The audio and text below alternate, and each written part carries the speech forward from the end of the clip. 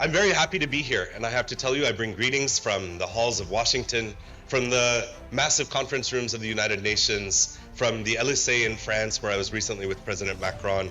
And as I think back, my conversation with Sri Prime Minister Modi just earlier this year, where he shared with me the vision for what this year of activities will be and what it will mean for India to take a global leadership on AI. But I also have to bring us to this place. I am very honored to be here at PSG with all of you.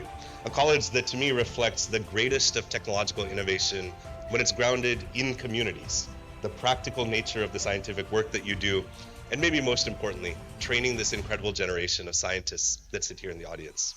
I have to particularly acknowledge the young women that I see here with such curiosity and engagement, and to the mentors and exemplars I see with you, Dr. Karpagam, with the other faculty that have joined us here. It reminds us that no matter what you might see in the large headlines and on the news, AI is something that requires all of us, but particularly leadership from young women.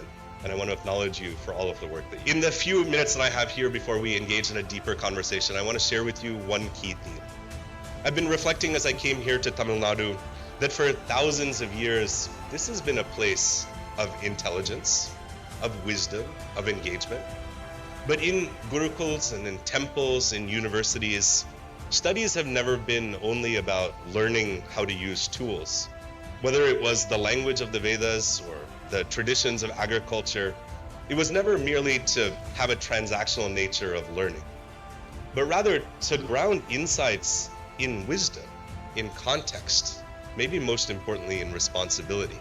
To recognize that to be a holder of knowledge is to have a role in shaping our society, in making decisions that require judgment, that require discretion, that require us to ask not merely what can we do, what are the consequences of what we might do, but what are the opportunities when we tie tools to solving some of the greatest problems that we face together. You'll hear more from me in a little bit as I explore these ideas further, but let me share with you one thought. It's easy to believe that AI is a technology that will diffuse, a word that's recently in vogue, that will somehow come to all of society, that will leave research labs and institutions where they're funded with billions of dollars of capital, and somehow through some amorphous snapping of the fingers will show up in our lives. But diffusion is not the answer.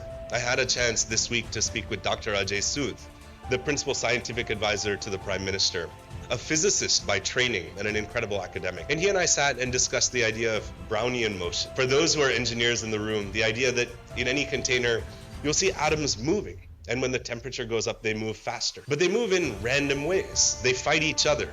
They bounce off of unexpected corners.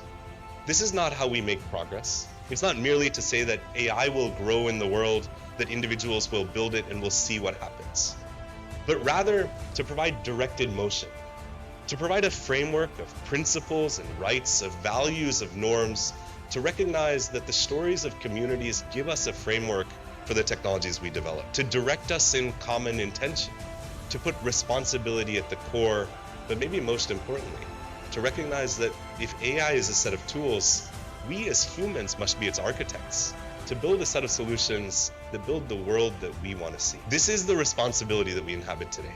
As we go towards the AI Summit in February of 2026, this is the story that India could tell the world. Not the story of frontier AI labs that build foundations and austere labs in Silicon Valley, but the tooling, the solutions, the values that we build and put in our technologies in rooms like this one, that are built by the students that sit in this room today, that are guided by the faculty that we have here, that are directed by the vision of visionaries like those here on stage and here across the room, that it's our story to tell. So with that, I thank you, but I leave you also with a responsibility. This is our future to create.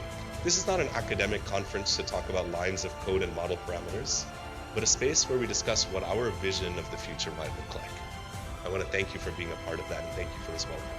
Good night.